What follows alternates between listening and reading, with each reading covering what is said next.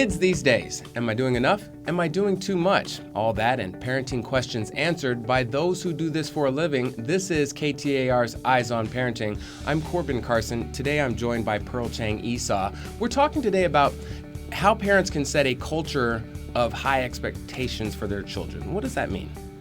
Yes, well, the research shows that it turns out it's not the number of bake sales we sign up for, it's not the number of volunteer hours, it's not all the fundraising we do.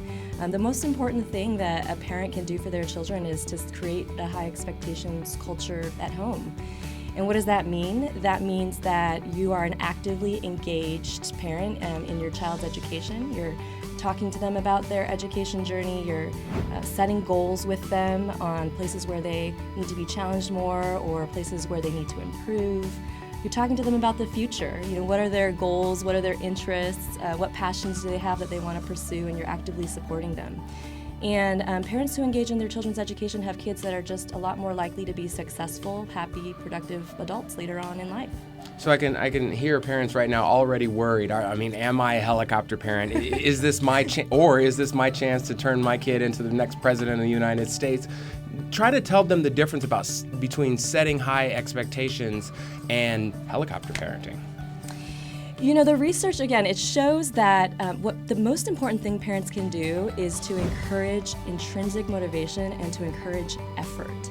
So it's not actually about all the accomplishments or fitting all the things, every kind of extracurricular activity into your busy schedule. It really is about supporting your child's interests and passions and then praising their curiosity, encouraging them to ask questions, praising their effort, because you want them to become lifelong learners. That's how they're going to continue to be successful, productive adults throughout their entire lives. Perfect. So I'm sure everyone now is fully interested. Let's give them a few simple ideas that they can start applying now to set those kind of high expectations. So in the classroom, I think it's really straightforward. It's no matter what age your child is, it's getting to know your child's teacher at the beginning of the year. It is continuing to build that relationship throughout the year, asking what the expectations are for your child, and then working as a partner with the teacher to help your child to meet those expectations. You should check in periodically to see how they're doing and get feedback, and then ask how you can help at home. Expect More Arizona has a lot of resources around this that actually share what milestones children should be hitting at each grade level. So you can use tools like that to kind of get a sense of, is my child on track to be successful? There's an assessment at the end of the year called the AZ Merit, and parents can take a look at that to see how their child is doing in relation to the rest of the students. The other thing is just outside of school. Learning happens everywhere.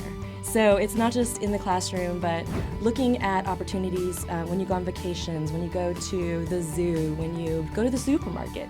Learning is truly an experience that you can have in any location, and we really encourage parents to engage their child in discussions and asking questions and talking about the environment that's around them. Perfect.